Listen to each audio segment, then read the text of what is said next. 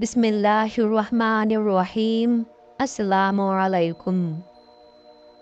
नाज़रीन किरामी, ये वाक़या 240 हिजरी का है। रमज़ानुल मुबारक के पहले दिन को फजर की अज़ान हरम के मीनारों से बुलंद होकर जबल अबू कुबैस और कोए कुआन की चोटियों को छूती हुई बाद नसीम के झोंकों के साथ खाना काबा के पर्दों से लिपट रही थी और अल्लाह के मुखलिस बंदों के दिलों पर तजल्लियात की बारिश बरसा रही थी। खाना काबा के गिर्द मोमिनों की सफ़े नमाज के लिए दुरुस्त हो रही थी। उन खुश नसीबों की आँखें बराह रास्त बैतुल्लाह के जमाल से मुनव्वर हो रही थीं। अहले मक्का ये अज़ान सुनकर बैतुल्लाह की तरफ चल पड़े और एक 86 साला बुज़ुर्ग के सिवा शायद ही कोई नमाजी हो जो घर में बैठा रह गया हो। उन्होंने शीरीं और तुर्श, सर्द और गर्म, खुश्क और तर, अनवाउ अक़साम के उम्दा खानों से पेट भरकर नमाज शुरू कर दी। लेकिन ये बुज़ुर्ग भूख की वजह से नमाज में खड़ा होने से कासिर भी था। इस बेचारे ने कुछ खाए पिए बगैर रोज़ा रख लिया था। इसकी गुज़िश्ता रात भी फाका से गुजरी और दिन भी भूख प्यास से गुजरा था। जब उसने नमाज मुकम्मल कर ली तो एक कोने में शिकस्ता दिल और गमगीन होकर बैठ गया। उसे बजाते खुद इस फाका कशी का इतना दुख न था, क्योंकि अरसे दराज की तंगदस्ती ने उसे मसाइब बर्दाश्त करने का आदी बना दिया था। उसे कोई गम खाए जा रहा था तो वो भूखी नंगी 4 बेटियों, 2 बहनों, एक बूढ़ी सास और मिस्किन बीवी का गम था, जिनका यह वाहिद कफील और जिम्मेदार था। अगर उसकी जगह कोई दूसरा आदमी होता तो मालदारों की शाह-खर्चियों को देखकर दुनिया पर ललचाता और लोगों से हसद करता।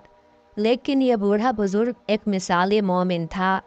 इस बात पर पुख्ता यकीन रखता था कि अल्लाह ताला ने अपनी कुदरत कामिला और हिकमत बालिगा से रिस्क तकसीम कर रखा है। किसी का इसमें कुछ इख्तियार नहीं। लोग न रिस्क दे सकते हैं और न रोक सकते हैं, और जो कुछ मेरे मुकद्दर में है वो मिलकर ही रहेगा, अगरचे मैं कमज़ोर ही सही, और जो कुछ दूसरों के मुकद्दर में है वो मुझे हरगिज़ नहीं मिल सकता, अगरचे लाख कोशिश कर लूँ, क्योंकि वो तकदीर का कलम लिखकर फारिग हो चुका और सहीफ़े खुश्क हो चुके हैं। उसने ठंडी सांस भरी और कहा, अल्हम्दुलिल्लाह अला कुल्ली हाल। खड़ा हुआ और कमीज़ उतार कर पुकारने लगा, लुबाबा लुबाबा। ये सुनकर एक औरत आई जिसका तन पैबंद लगे हुए मैले कुचेले कपड़ों से ढका हुआ था। उसने कमीज़ उतार कर उसे दे दी और फटा पुराना कपड़ा अपने ऊपर लपेट लिया। औरत ने कहा, अबू गियास, आज तीसरा दिन है, हमने खाना तक नहीं देखा और ये दिन गर्मी और रोज़े का है। तू और मैं तो सब्र कर लेंगे, मगर ये बच्चियां और बूढ़ी औरत तो सब्र से कासिर हैं। इन्हें भूख ने निढाल कर रखा है।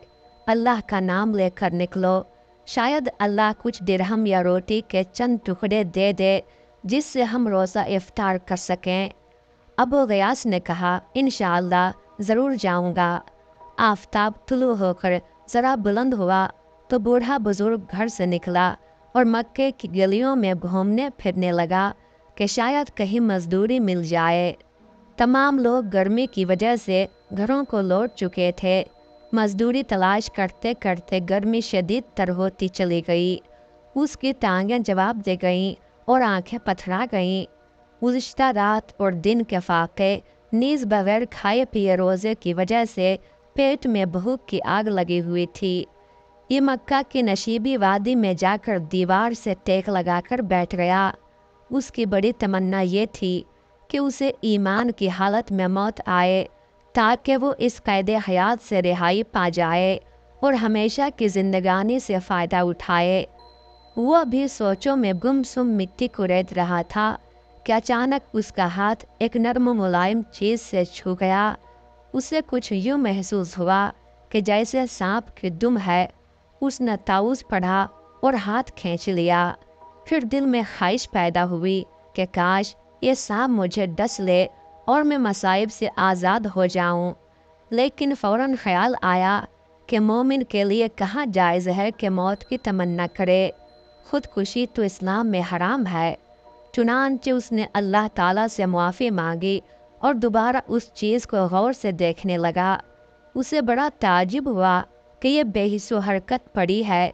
उसे पाँव की ठोकर भी लगाई, लेकिन वो चीज़ ज्यों की त्यों पड़ी रही। उसने हाथ से मिट्टी हटाकर उसे पकड़ा तो हिमयानी निकली, जो सोने के दीनार से भरी हुई थी। उसे देखकर भूख और प्यास ख़त्म हो गई और आसाब में नई कुव्वत पैदा हो गई, बल्कि जवानी लौट आई।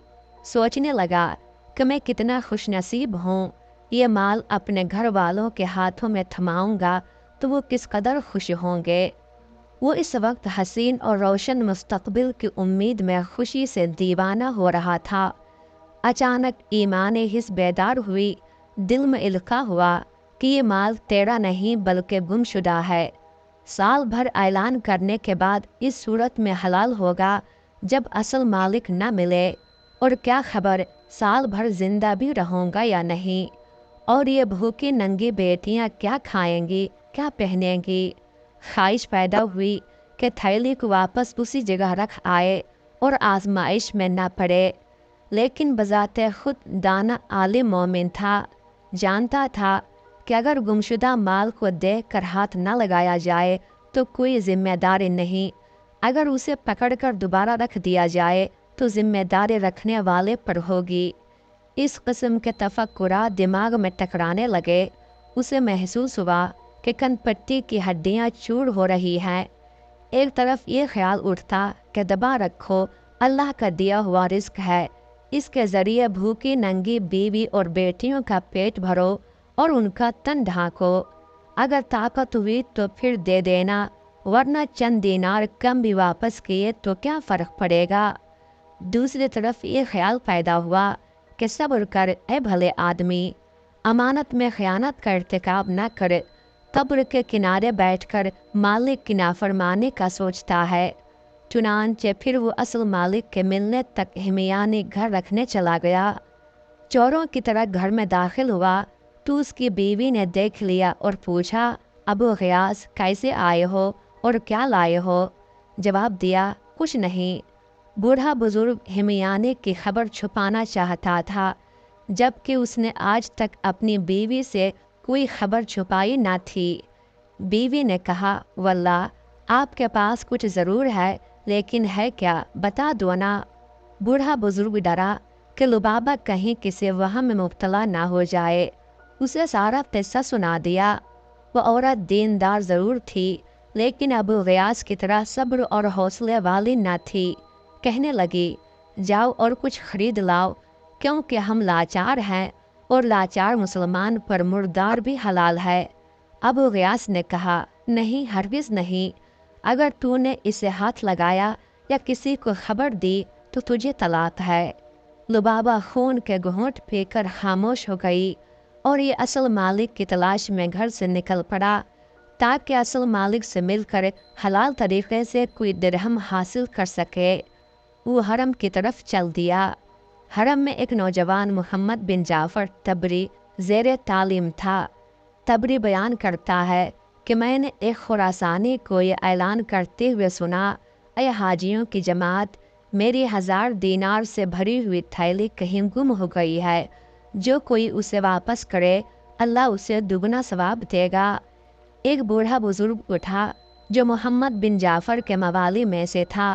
कहने लगा, ऐ खुरासान के रहने वाले नौजवान, हमारा मुल्क पसमानदा है, हालात अबतर हैं।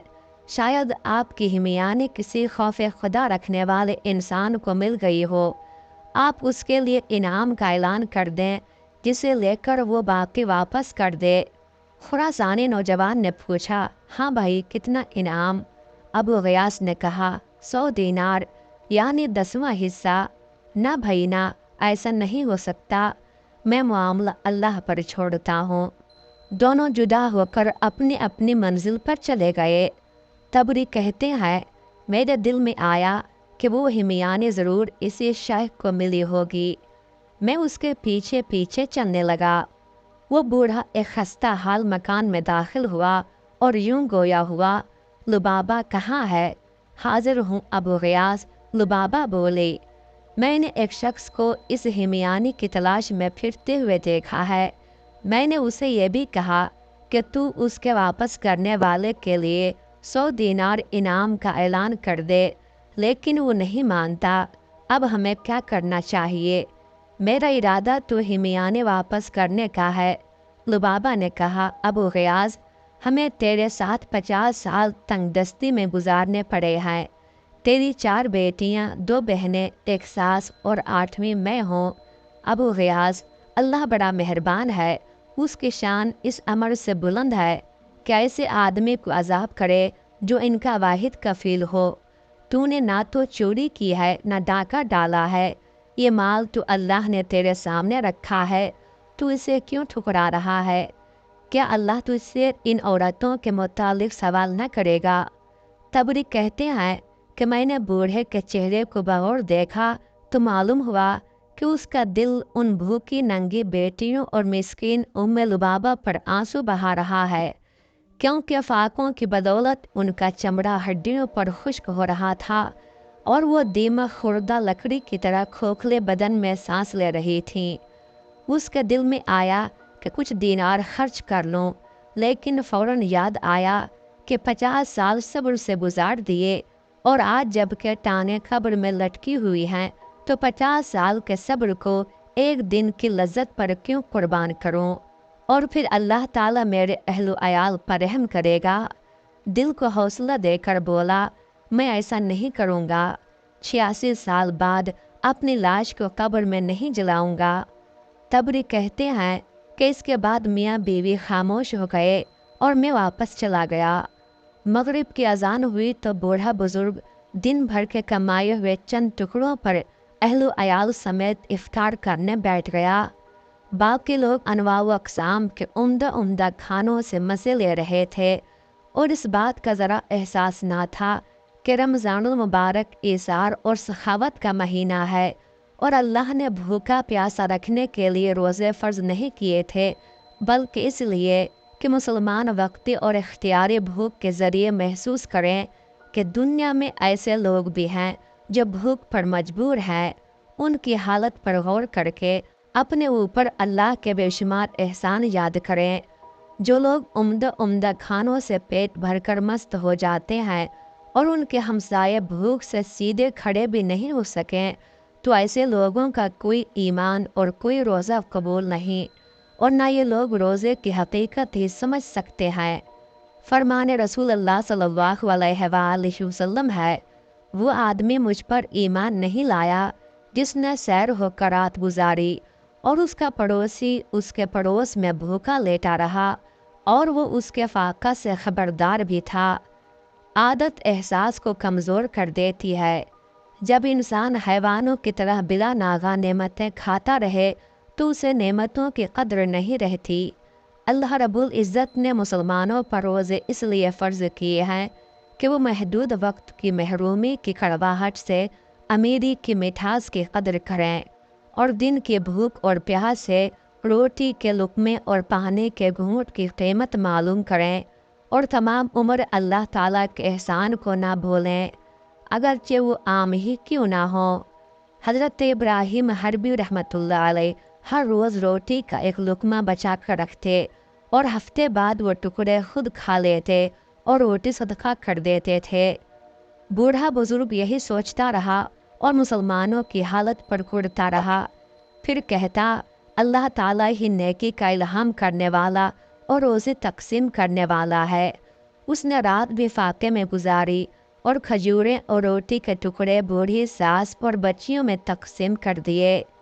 تبری کہتے ہیں کہ اگلے دن خراسانی حرم میں پھر وہی صدا لگا رہا تھا کہ کوئی میری 1000 دینار والی ہمیانے واپس کر دے تو اللہ تعالیٰ اسے 2 گنا اجر دے گا۔ بوڑھا بزرگ اس کی خدمت میں عرض کرنے لگا، اے نوجوان، میں نے تجھے کہا تھا کہ ہمارا ملک بے آب ہو گیا ہے، وسائل زندگی کم ہیں، شاید وہ ہمیانے کسی خوف خدا رکھنے والے کو مل جائے تو انعام کے لالچ میں واپس کر دے۔ چلو 100 دینار نہ ہی تو 10 دینار ہی کا اعلان کر دے۔ اس نے کہا، ہرگز نہیں، بلکہ میرا اور ہمیانے اٹھانے والے کا فیصلہ قیامت کو اللہ تعالیٰ کے سامنے ہوگا۔ اس کے بعد دونوں پھر جدا ہو گئے۔ تیسرا دن ہوا تو خراسانی نوجوان پھر حرم میں وہی صدا لگا رہا تھا، اور وہی بوڑھا بزرگ کھڑا ہوا اور کہنے لگا، اے نوجوان، تو نے 100 دینار دینے کا اعلان کرنے سے انکار کر دیا، پھر 10 دینار انعام سے بھی انکار کر دیا، تو آج 1 دینار کا ہی اعلان کر دے۔ شاید کہ ہمیانی اٹھانے والا اس حلال دینار کے لالچ میں واپس کر دے اور نصف دینار سے کھانا خرید لے اور نصف دینار سے مشق خرید کر اس سے حاجیوں کو اجرت پر پانی پلایا کرے۔ خراسانی نے کہا، نہیں، بلکہ میں اس قضیے کا فیصلہ اللہ تعالیٰ پر چھوڑتا ہوں۔ بوڑھے بزرگ کی امید کا آخری سہارا بھی ختم ہو گیا اور سوچنے لگا کہ ابھی تو 1000 دینار ہاتھ میں ہے، سارا نہ ہی تو 1 دینار ہی رکھ لوں کہ بھوکے ننگے پیٹوں کا سامان کر لوں۔ لیکن دینی جذبہ موجزن ہوا اور وہ یوم الحساب کے خیال سے ڈر گیا۔ سوچا کہ 50 سال کے صبر کو 1 دن کی لذت پر قربان کر دینا سراسر گھاٹا نہیں تو اور کیا ہے، کیونکہ تمام عمر کی لذتیں آخر کار جہنم کے ایک جھونکے سے بھول جائیں گی، اور ساری عمر کی محرومیاں جنت کے ایک دیدار سے کافور ہو جائیں گی۔ حدیث پاک میں آیا ہے کہ جس نے اللہ کے ڈر سے کوئی ناجائز کام چھوڑ دیا ہو، اللہ تعالیٰ اس کے بدلے حلال چیز کئی گنا زیادہ عطا کرے گا۔ اب ابو الغیاث نے خراسانی نوجوان سے کہا، آؤ اور اپنی ہمیانے لے جاؤ۔ تبری کہتے ہیں کہ میں نے ان کے پیچھے پیچھے چلنا شروع کر دیا۔ جب دونوں گھر کے دروازے پر پہنچے تو شیخ اندر داخل ہو گیا۔ تھوڑی دیر کے بعد باہر آیا اور خراسانی نوجوان کو اندر لے گیا۔ میں بھی ان کے ساتھ اندر چلا گیا۔ شیخ نے اندر جا کر محفوظ جگہ سے ہمیانی نکالی اور نوجوان سے کہا، کیا تیری ہمیانی یہی ہے؟ نوجوان نے کہا، ہاں۔ پھر بوڑھے بزرگ نے ہمیانی کا سر کھول کر دینار دامن میں پلٹے اور گنے تو پورے 1000 نکلے۔ پھر کہا، یہ تیرے ہیں۔ لبابہ اور اس کی بیٹیاں یہ منظر دروازے کے سوراخ سے دیکھ رہی تھیں، جیسے بھوکا دیگ کی طرف دیکھتا ہے اور صرف چند لقموں کی تمنا کرتا ہے۔ خراسانی نے دیناروں والی تھیلی کندھے پر رکھ لی اور اس کے اوپر چادر اوڑھ کر چل دیا۔ لبابہ نے یہ منظر دیکھا تو یوں چکرائی جیسے کسی عورت کا اکلوتا بیٹا گم ہو گیا ہو۔ اس کی بیٹیوں کی باچھیں کھلی کی کھلی رہ گئیں۔ چند لمحوں بعد شیخ نے آہٹ سنی تو نظر اٹھا کر دیکھا کہ نوجوان واپس لوٹ آیا ہے۔ اگر یہ بوڑھا بزرگ اس سے روگردانی کر لیتا تو یہ بڑی بات نہ تھی، کیونکہ اس نے ان بھوکے ننگے مسکینوں کو دیکھ کر 1 دینار تک نہ دیا کہ وہ اپنی بھوک دور کر سکیں۔ لیکن یہ بوڑھا بڑا بردبار اور حوصلے والا شخص تھا۔ فوراً بولا، بیٹے کیسے آنا ہوا؟ خراسانی نوجوان نے جواب دیا، اے میرے بزرگ، میرا باپ جب فوت ہوا تو اس کے پاس 3000 دینار تھے۔ اس نے مجھے وصیت کی تھی کہ میری سواری بیچ کر حج کا خرچ بنا لینا اور 1000 دینار اس شخص کو دے دینا جو بہت زیادہ غریب ہو۔ چنانچہ میں نے اپنے وطن خراسان سے مکہ تک کسی کو تجھ سے زیادہ غریب نہ پایا۔ لو یہ دینار، اللہ ان میں تمہارے لیے برکت کرے۔ تبری کہتے ہیں کہ وہ نوجوان ہمیانے رکھ کر واپس چلا گیا۔ یہ منظر دیکھنے کے بعد میں بھی واپس جا رہا تھا کہ مجھے کسی نے پیچھے سے آواز دی۔ میں نے پیچھے مڑ کر دیکھا تو وہی بزرگ میرے پیچھے دوڑ رہا تھا۔ اس نے مجھے اپنی طرف بلا کر کہا، تجھے ہمارے معاملے کی خبر ہو گئی ہے، اور رسول اللہ صلی اللہ علیہ وآلہ وسلم کا فرمان عالی شان ہے کہ جب کوئی ہدیہ بن مانگے اور بلا طمع آئے تو اسے واپس نہ لوٹاؤ، ورنہ اللہ کے ناشکرے بن جاؤ گے۔ او ہدیے میں سب حاضرین شریک ہوتے ہیں، چلو میرے ساتھ چلو۔ تبری کہتے ہیں کہ میں اس کے ساتھ چلنے لگا۔ اس بزرگ نے مجھے راستے میں کہا، بھائی تو بڑا مبارک ہے، میں نے عمر بھر ایسا مال نہیں دیکھا تھا اور نہ دیکھنے کی امید تھی۔ تم میری قمیض دیکھ رہے ہو، میں اس میں قیام اللیل کرتا ہوں، پھر فجر کی نماز ادا کر کے اتار دیتا ہوں تاکہ میری بیوی اور بچیاں اور بہنیں باری باری اس میں نماز ادا کر سکیں۔ پھر میں پہن کا ظہر اور عصر کے درمیان مزدوری کر کے چند کھجوریں اور روٹی کے ٹکڑے خرید کر گھر لوٹتا ہوں۔ جب ہم گھر پہنچے تو بزرگ نے بلند آواز میں پکارا، لبابہ اور فلاں فلاں۔ اس بزرگ کی آواز سن کر اس کی بہنیں، ساس اور بیٹیاں اکٹھی ہو گئیں۔ اس نے ان سب کو دائرے میں بٹھا کر مجھے بائیں جانب بٹھا لیا اور ہم سب سے کہا، اپنے اپنے دامن پھیلاؤ۔ چنانچہ میں نے تو قمیض کا دامن پھیلا دیا، لیکن باقی سب نے ہاتھ پھیلائے کیونکہ ان کی قمیض پھٹی ہوئی تھی۔ وہ ایک ایک دینار ہر ایک کے ہاتھ پر رکھتا جاتا اور 10واں دینار مجھے دیتا رہا، یہاں تک کہ ہمیانے خالی ہو گئی اور ہم سب کو 100 دینار ملے۔ مغرب کی اذان ہوئی تو اس بزرگ کے اہل خانہ بھی عمدہ عمدہ کھانوں کے ارد گرد بیٹھ گئے۔ بوڑھے بزرگ نے اپنی بیوی لبابہ سے کہا، لبابہ دیکھ لیا تو نے، اللہ صبر کرنے والوں کا اجر ضائع نہیں کرتا۔ ہم نے اپنے آپ کو حرام کے 1 دینار سے بچایا تو اللہ تعالیٰ نے ہم کو حلال کے ذریعے سے 1000 دینار عطا کیے۔